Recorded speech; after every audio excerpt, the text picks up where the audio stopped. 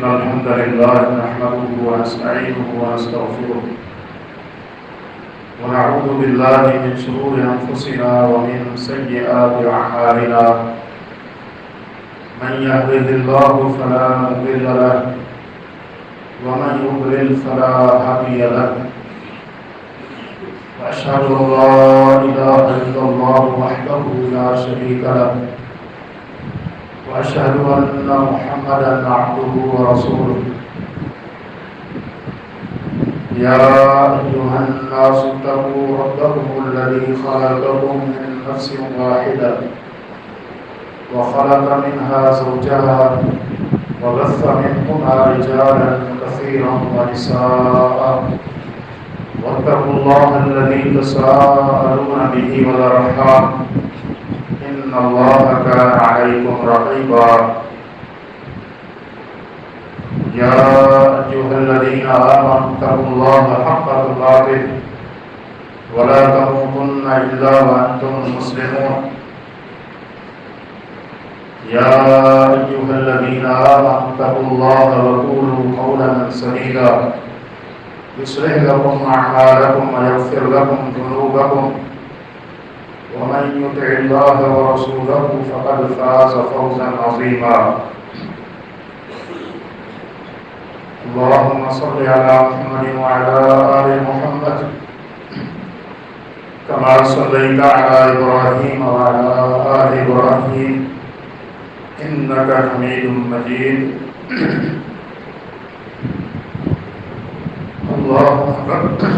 اللهم بارك على محمد وعلى آل محمد كما باركت على إبراهيم وعلى آل إبراهيم إنك حميد مجيد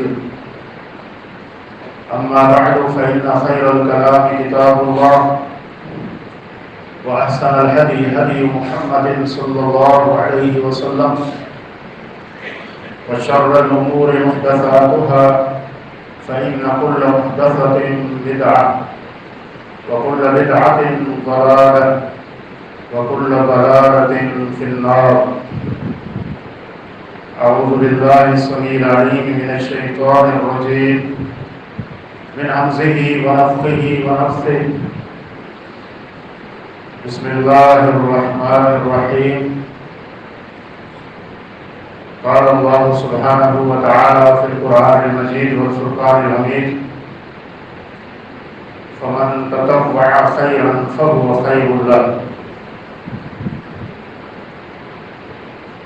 رب اشرح لي صدري ويسر لي أمري واحلل عقدة من لساني يفقهوا قولي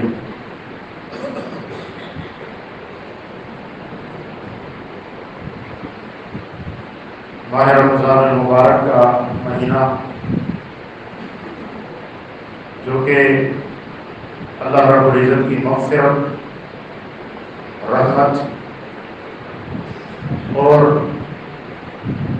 بھلائیوں کا مہینہ ہے،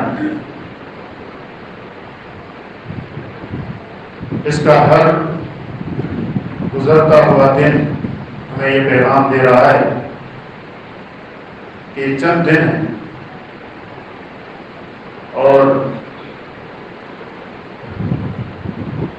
اس کا ایک عشرہ الحمدللہ ہمیں گزارا، اور یہ مہینہ ہم سے یہ تقاضا کرتا ہے کہ ہم خوب نیکی کے کام میں رغبت کریں اور کوئی لمحہ اس کو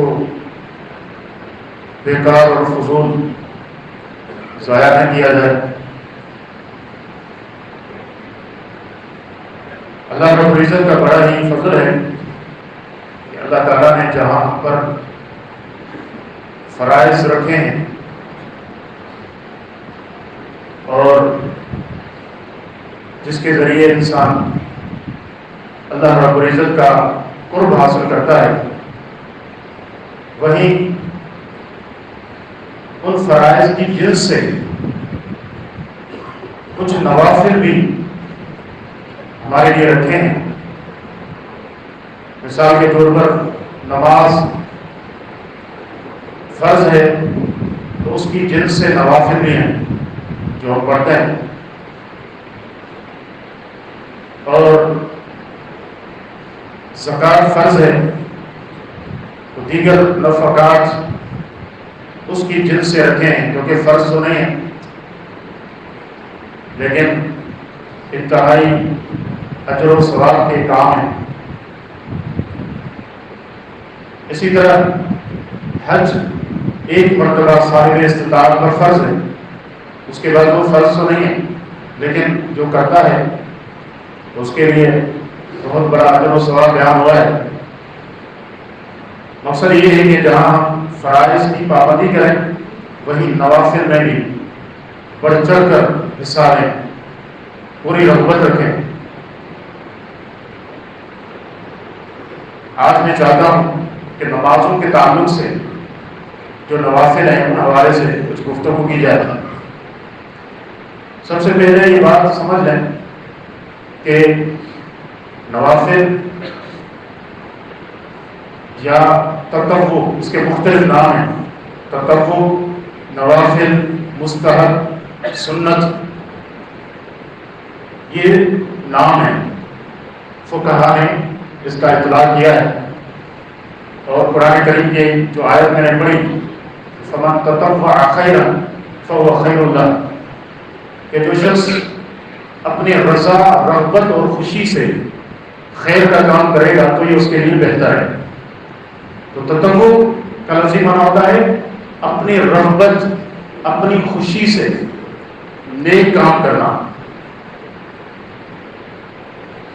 اور نبی علیہ السلام کا یہ فرمان بڑا اہم ہے۔ آپ نے فرمایا کہ سب سے پہلے قیامت کے دن اللہ رب العزت کے حقوق میں سے نماز کا سوال کیا جائے۔ نماز اللہ تعالیٰ فرشتوں سے کہے گا کہ انظروا الی صلاتہ هل اتمها او نقصها، میرے بندے کی نمازوں کو دیکھو۔ حالانکہ اللہ خوب جانتا ہے، پھر بھی فرشتوں سے کہے گا کیا اس نے نمازوں کو مکمل کیا ہے یا اس میں کوئی کمی رہ گئی ہے، کوئی نقص ہے۔ اور فرمایا کہ اگر فَإِنْ أَتَمَّهَا كُتِبَتْ لَهُ تَامًا، اگر نمازیں مکمل ہوتی ہیں تو ان کو مکمل لکھا جاتا ہے، اور اگر کمی رہ جاتی ہے تو پھر اللہ تعالیٰ فرشتوں سے کہتا ہے کہ انظروا الی تطوعہ، میرے بندے کے نوافل کی طرف دیکھو، کیا اس کے نوافل ہیں؟ اگر نوافل ہیں تو ان فرض نمازوں میں کوئی کمی اگر رہ جاتی ہے تو ان نوافل سے وہ کمی پوری کی جاتی ہے۔ اس سے اندازہ لگائیں کہ نوافل کا کتنا بڑا مقام ہے۔ ہمارے ہاں ایک مسئلہ عموماً اٹھتا ہے ماہ رمضان میں بھی، قضاء عمری کے تعلق سے عمر بھر کی نمازیں کیسے پڑھی جائیں۔ اور آج کل تو ایسی جنتریاں، ایسی گاڑیاں میدان میں آ گئی ہیں، ان میں باقاعدہ پورا پروگرام کیا گیا ہے کہ اتنی نمازیں آپ پڑھیں گے تو پھر سال میں اتنی ہوں گی، پھر اس سلسلے کو قائم رکھیں۔ حالانکہ یہ قضاء عمری اس کی کوئی دلیل نہیں۔ ابھی آپ نے حدیث سنی کہ اگر کسی کی نمازیں رہ گئی ہیں، ایک شخص تھا اس کی آدھی عمر یا کئی سال ایسے گزر گئے جس میں اس نے نماز نہیں پڑھی، اب اللہ نے اس کو توفیق دی ہے تو وہ کیا کرے؟ اب اس کو چاہیے نمبر 1 جو فرائض ہیں ان میں کوئی کوتاہی نہ کرے، اس طرح تلافی کرے، فرائض کو ادا کرے۔ اور اس کے بعد دوسرا جو اس حدیث سے ہمیں معلوم ہوا کہ نوافل کثرت سے پڑھے، نوافل کثرت سے پڑھے۔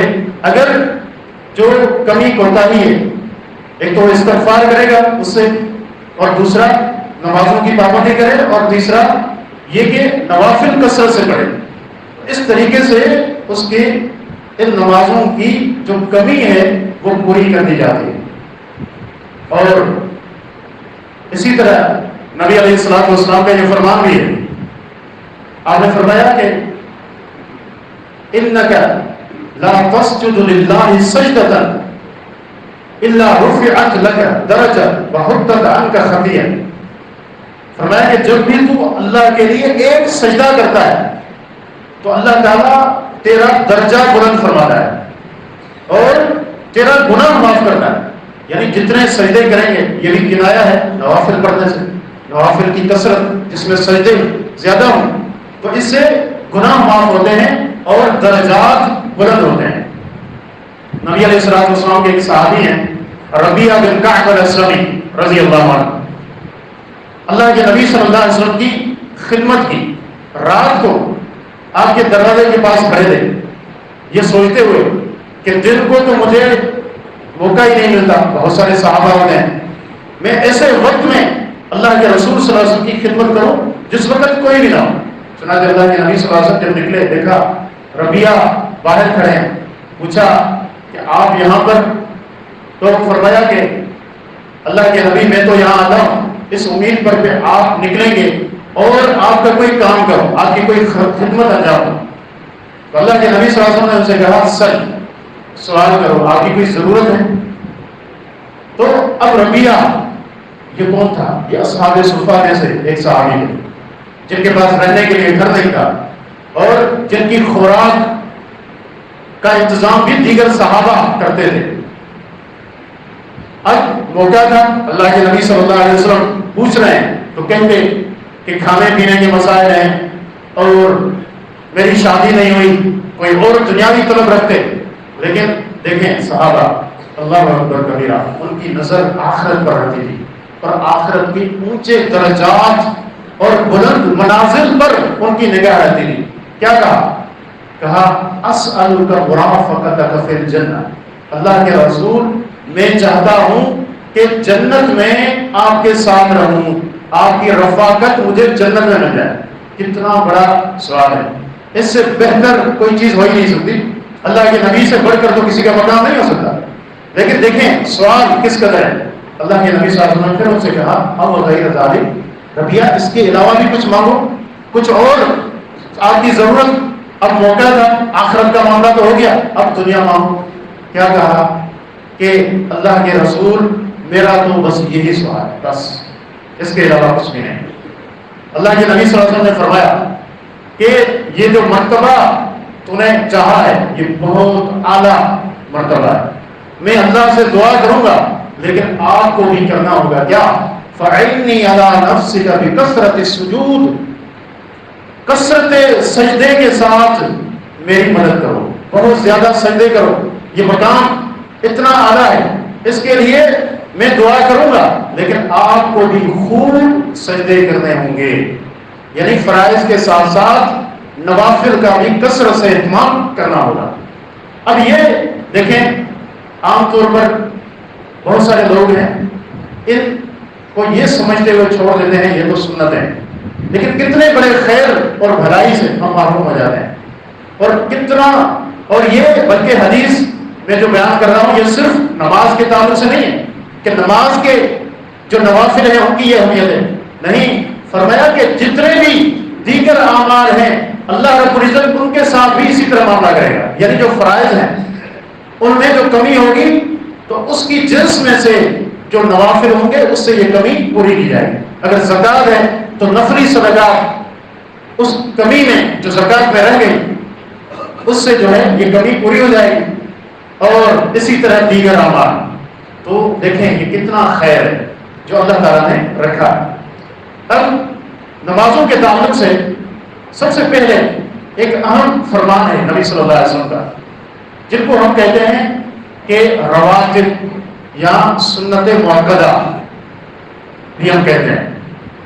ام حبیبہ ام المومنین ہے، اللہ کے نبی صلی اللہ علیہ وسلم کی بیوی، بیان کرتی ہیں کہ رسول اللہ صلی اللہ علیہ وسلم نے فرمایا کہ من صلی للہ سنت عشرۃ رکعۃ تطوعا غیر فریضۃ بنی لہ بیت فی الجنہ، کہ جس شخص نے دن اور رات میں 12 رکعات پڑھی جو کہ نفل ہیں فرض کے علاوہ، اس کا مقام کیا ہے، اس کی فضیلت کیا ہے؟ بنی لہ بیت فی الجنہ. فرمایا کہ اس کے لیے جنت میں ایک گھر تعمیر کیا جائے. کتنی بڑی بات ہے یہ. اور جنت میں ایک گھر، یہ 12 رکعات دن اور رات میں ان پر محافظت کریں، ان کو ترک نہ کریں، الا یہ کہ کبھی رہ جائے تو الگ بات ہے، لیکن معمول یہی ہو کہ یہ 12 رکعات ہم ضرور پڑھیں۔ اب ان کی تفصیل کیا ہے؟ جامع ترمذی کی ایک روایت میں ام حبیبہ رضی اللہ عنہا کی ہی حدیث ہے جس میں اس کی تفصیل ہے کہ یہ 12 رکعات کس طرح بنتی ہیں۔ رسول اللہ صلی اللہ علیہ وسلم نے فرمایا اربعا قبل الظہر، ظہر سے پہلے 4 رکعات، ظہر سے پہلے 4 رکعات، ظہر کے فرض سے پہلے 4 رکعات پڑھیں، اور رکعتین بعدہا، اور 2 رکعات ظہر کے فرض کے بعد، یہ 6 رکعات ہو گئیں، ورکعتین بعد المغرب، اور مغرب کے بعد 2 رکعات، یہ 8 ہو گئے، ورکعتین بعد العشاء، عشاء کے بعد 2 رکعات، یہ 10 ہو گئے، اور رکعتین قبل الفجر، فجر سے پہلے 2 رکعات، یہ 12 رکعات، ان کو سنن مؤکدہ بھی کہا جاتا ہے، رواتب میں جو افضل ترین ہیں، اور ان کی فضیلت ہم نے سنی کہ اس کے لیے جنت میں ایک گھر بنا دیا جاتا ہے۔ ام حبیبہ رضی اللہ عنہا بیان کرتی ہیں کہ ما ترکتہن منذ سمعتہن من رسول اللہ صلی اللہ علیہ وسلم، کہ جب سے نبی صلی اللہ علیہ وسلم سے مجھے یہ فرمان معلوم ہوا ہے کہ یہ 12 رکعات پڑھنی ہیں، تب سے کبھی بھی میں نے ان 12 رکعات کو ترک نہیں کیا۔ اللہ اکبر کبیرہ، یہ امہات المؤمنین اور کس قدر عبادت گزار تھے۔ بلکہ اس حدیث کے تعلق سے یہ ہے کہ بہت سارے محدثین جب اس حدیث کو بیان کرتے تو وہ یہی الفاظ کہتے تھے کہ میں نے جب سے یہ حدیث سنی ہے تب سے ان 12 رکعات کو میں نے نہیں چھوڑا۔ یہ کتنی بڑی بات ہے، کس قدر اپنے خیر اور بھلائی کے لیے حریص ہونا ہے، یہ ہم سب کو حرص ہونا چاہیے اور آخرت کی طرف ہمیں رغبت کرنی چاہیے۔ تو یہ 12 رکعات ان کی پابندی کیجیے۔ ماہ رمضان میں ہر شخص چاہتا ہے زیادہ سے زیادہ خیر کرے، بھلائی کے کام کرے۔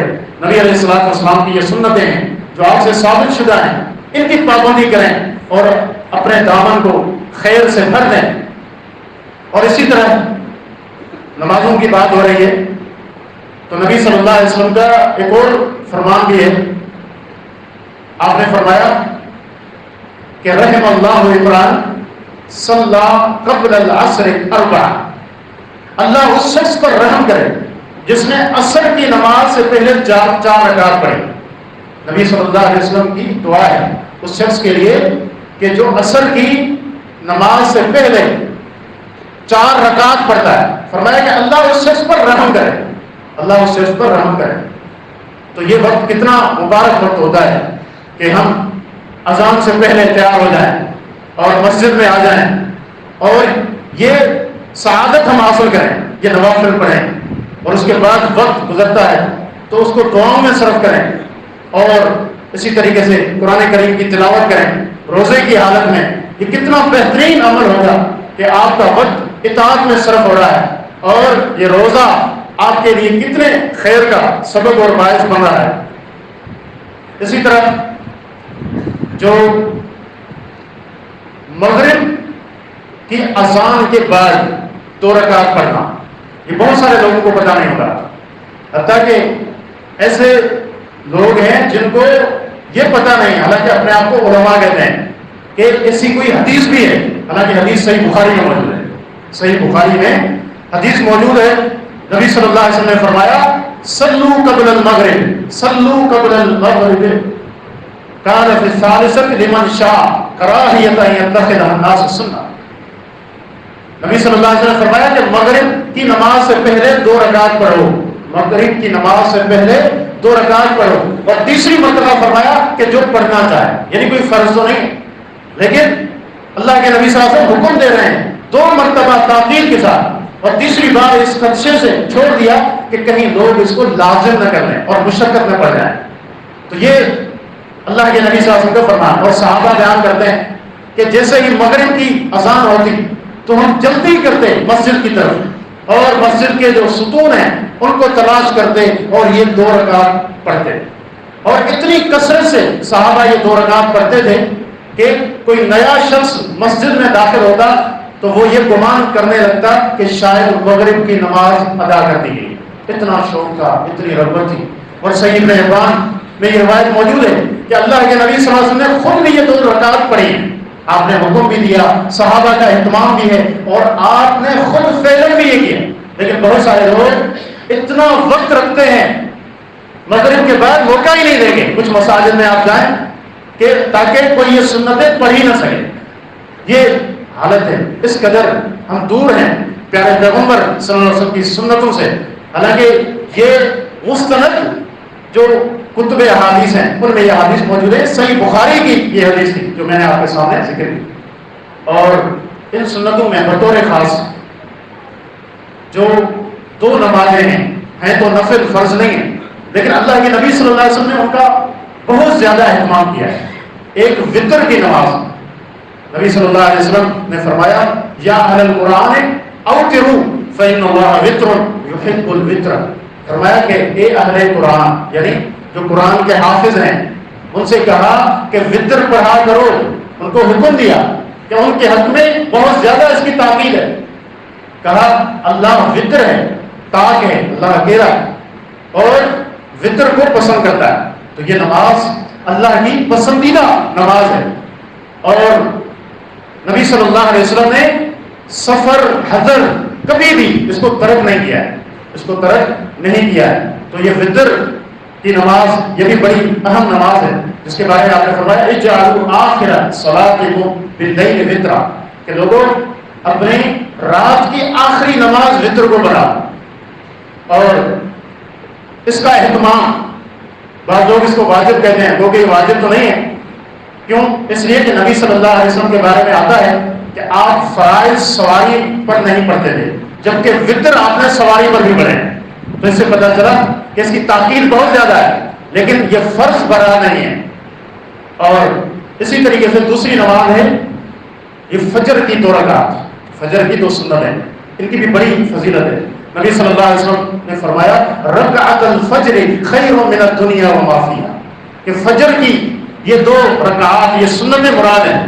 فرمایا کہ یہ دنیا اور جو کچھ دنیا کے اندر ہے ان سب سے بہتر ہے. اندازہ کریں دنیا میں کتنی نعمتیں ہیں اور کتنے خزانے ہیں. نبی علیہ السلام نے فرمایا کہ یہ دنیا اور جو کچھ دنیا میں ہے اس سب سے فجر کی یہ 2 سنتیں بہتر ہیں. تو فجر کی نماز جو کہ فرض ہے اس کے بارے میں کیا خیال ہے؟ وہ کتنی افضل ہوگی؟ تو کتنا یہ خیر ہے جو اللہ تعالیٰ نے یہ رکھا ہے. اور یہاں فجر کی سنتوں کی بات آئی ہے تو اس کے تعلق سے چند ایک باتیں ہیں اس کو بھی ہم سنیں. جیسے دیکھیں ہم دیکھتے ہیں مساجد میں کہ فرض نماز شروع ہو جاتی ہے، کچھ لوگ بعد میں آ کے یہ سنتیں پڑھ رہے ہیں، پیچھے مسجد میں کھڑے ہو گئے ہیں یا جماعت ہو رہی ہے اور دوسری تیسری صف میں وہ کھڑے ہو گئے ہیں اور فجر کی یہ 2 سنتیں پڑھتے ہیں، حتیٰ کہ ان کو کوئی پرواہ نہیں ہوتی کہ فجر کی فرض نماز کا سلام امام پھیر دے، لیکن انہوں نے وہ سنتیں ضرور پڑھی ہوتی ہیں. اب دیکھیں نبی صلی اللہ علیہ وسلم کا یہ فرمان غور سے سنیں. آپ نے فرمایا کہ اذا اقیمت الصلاۃ فلا صلاۃ الا المکتوبہ، کہ جب فرض نماز کھڑی ہو جائے تو پھر فرض نماز کے علاوہ کوئی اور نفل نہیں ہے. اب کیا خیال ہے کہ فرض نماز ہو رہی ہے بلکہ وہ ختم ہو گئی لیکن وہ پیچھے فجر کی 2 سنتیں پڑھتے ہیں. یہ شاید اس کی یہ وجہ ہے کہ ان کی اہمیت، لیکن فرض پر ہم ایک سنت کو اہمیت دے رہے ہیں اور پھر یہ کہ اس کی تلافی بھی موجود ہے. یہ نہیں ہے کہ رہ گئی تو پھر نہیں ہے، اس کی تلافی موجود ہے. اور 2 طرح سے اس کی تلافی ہو سکتی ہے. ایک تو یہ ہے کہ جو فجر کی نماز کے بعد انسان یہ 2 رکعت پڑھ لے، اور یہ نبی صلی اللہ علیہ وسلم کی سنت تقریری سے یہ ثابت ہے. ایک شخص نے اللہ کے نبی کے ساتھ فجر کی نماز پڑھی اور پھر کچھ دیر کے بعد وہ کھڑے ہو کر دوبارہ نماز پڑھنے لگا. تو اللہ کے نبی صلی اللہ علیہ وسلم نے پوچھا کہ کیا فجر کی 4 رکعت پڑھو گے؟ اس نے کہا نہیں اللہ کے نبی، میری فجر کی 2 سنتیں رہ گئی تھی ان کو میں پڑھ رہا ہوں. حدیث میں آتا ہے کہ اللہ کے نبی صلی اللہ علیہ وسلم خاموش ہو گئے، اور یہ خاموش ہونا یہ اللہ کے نبی صلی اللہ علیہ وسلم کی خاموشی ہے. یہ بھی سنت ہے کیونکہ یہ ہو ہی نہیں سکتا غلط بات ہو، باطل بات ہو اور اللہ کے نبی صلی اللہ علیہ وسلم اس پر خاموش ہو جائیں. اللہ کے نبی صلی اللہ علیہ وسلم ایسا کر ہی نہیں سکتے. اور محدثین کے ہاں یہ بھی سنت کی ایک قسم ہے جس کو سنت تقریری کہتے ہیں. تو ایک تو تلافی کی یہ شکل ہے کہ فجر کی نماز کے بعد یہ 2 سنتیں پڑھی جائیں. ایک اور شکل بھی ہے اور وہ یہ ہے کہ سورج طلوع ہونے کے بعد یہ 2 رکعت پڑھی جائیں جو فجر کی سنتیں رہ گئی تھی. جب سورج نکل گیا طلوع ہو گیا اس کے بعد یہ 2 رکعت پڑھی جائیں. تو یہ یعنی اس کی تلافی کی صورتیں ہیں اور یہ اس کی اہمیت پر بھی دلالت کرتی ہیں. تو ان سنتوں کی ہمیں پابندی کرنی چاہیے.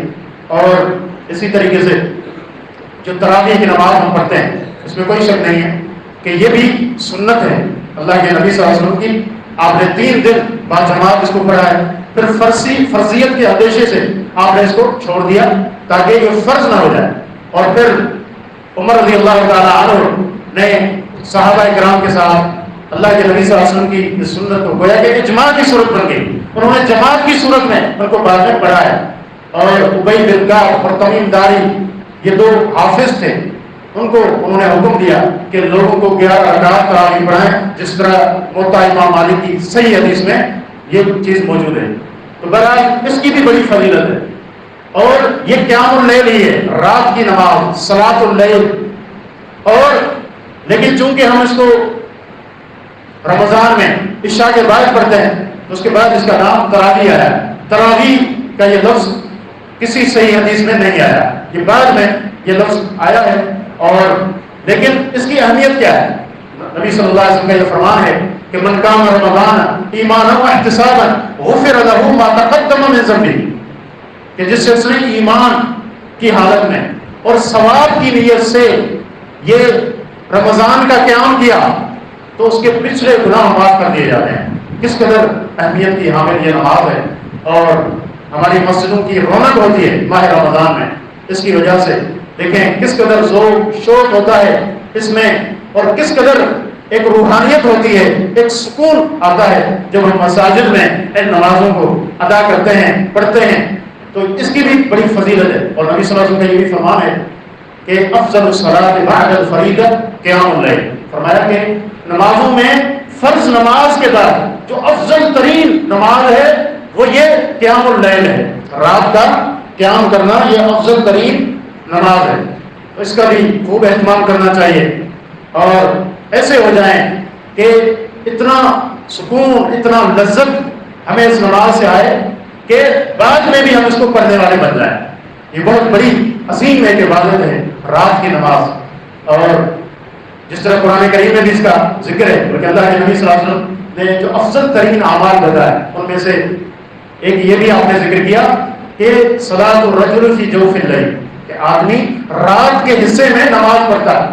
پھر قرآن کریم کی آیت پڑھی تتجافى جنوبهم عن المضاجع يدعون ربهم خوفا وطمعا, کہ ان کے پہلو بستر سے الگ ہوتے ہیں, اپنے رب کے سامنے کھڑے ہوتے ہیں, خوف اور امید کے ساتھ اللہ کو پکارتے ہیں.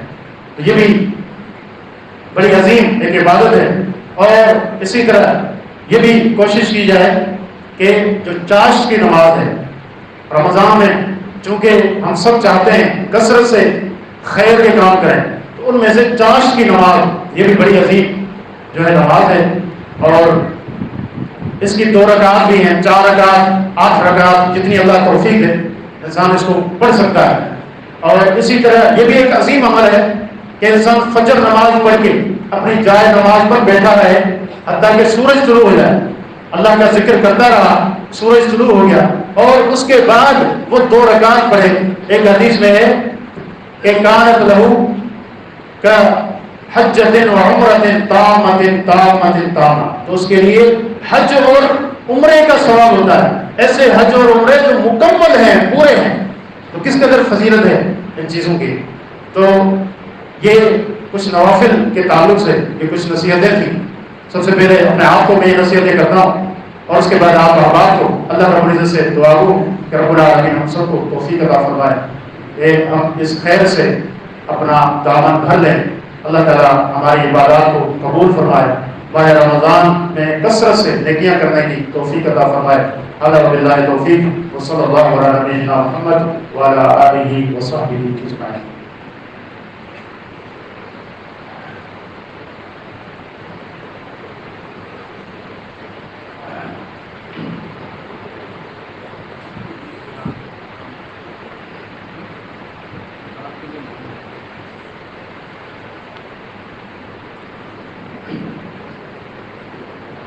الحمد لله رب العالمين والصلاة والسلام على أشرف الأنبياء والمرسلين نبينا محمد وعلى آله وصحبه أجمعين أما بعد. جو احباب یہاں اس مسجد میں اعتکاف کرنا چاہتے ہیں تو وہ انتظامیہ سے رابطہ کریں اور اپنا نام لکھوائیں. چونکہ ہمارے پاس جگہ محدود ہوتی ہے تو پہلے سے جو احباب ہمارے ساتھ شامل ہو جائیں تو ان کو انشاءاللہ موقع دیا جائے گا. اللہ رب العزت جو معتکفین ہوں گے ان کی عبادات کو قبول فرمائے اور اللہ تعالیٰ جو ہم یہ اعتکاف کریں ہمیں توفیق دے ایسا اعتکاف ہو کہ جو شرعی مقاصد کے ساتھ ہو. تو اس کا مقصد یہ ہے کہ احباب ابھی سے جو ہے یہاں نام لکھوا دیں تاکہ پھر بعد میں زیادہ نام ہونے کی صورت میں مسائل ہوں. بارک اللہ فیکم. ہمارے کچھ احباب نے دعا کے لیے درخواست کی ہے. جتنے بیمار ہیں اللہ رب العزت سب کو صحت کاملہ عاجلہ نصیب فرمائے. ہمارے شیخ محترم علامہ عبداللہ ناصر رحمانی حفظ اللہ کی اہلیہ بھی کافی عرصے سے علیل ہیں تو ان کے لیے بھی دعا کرتے ہیں کہ اللہ تعالیٰ ان کو اور جتنے بھی مسلمان بھائی بہنیں بیمار ہیں اللہ تعالیٰ سب کو شفاء کامل عاجل عطا فرمائے. اور جو پریشان حال ہیں دنیاوی مسائل اور تنگیوں میں اللہ تعالیٰ سب کے ساتھ آسانی والا معاملہ فرمائے. اللہ تعالیٰ ہم سب کی حفاظت فرمائے ہر طرح کے آفات سے پروگرام سے حادثات سے. اللہ تعالیٰ ہمیں اپنے ظلمان کر کے ہمارے اوپر امید جو اللہ کے پاس جا چکے ہیں اور وہ عقیدہ توحید پر تھے اللہ سب اہل ایمان کی مغفرت فرمائے. اللہ تعالیٰ ان کی قبروں کو منور فرما دے جنت میں اعلیٰ مقام عطا فرمائے. اللہ تعالیٰ ہمارے فلسطینی بھائیوں کی مدد فرمائے. اللہ تعالیٰ ان کا محافظ بن جائے اور جو ظالم ہیں جو ظلم میں اندھے ہو چکے ہیں اللہ تعالیٰ ان کو برباد کر دے اور جو ان کے مددگار ہیں اللہ تعالیٰ ان کو بھی جو ہے عبرت کا نشانہ بنا دے. اللہ تعالیٰ ان کے شہداء کو قبول فرمائے اور جو زخمی ہیں اللہ تعالیٰ ان کو صحت یاب فرمائے. اللہ تعالیٰ ہماری ان بہنوں کی عزت اور ناموس کی حفاظت فرمائے. هذا وبالله التوفيق وصلى الله على نبينا محمد وعلى آله وصحبه أجمعين.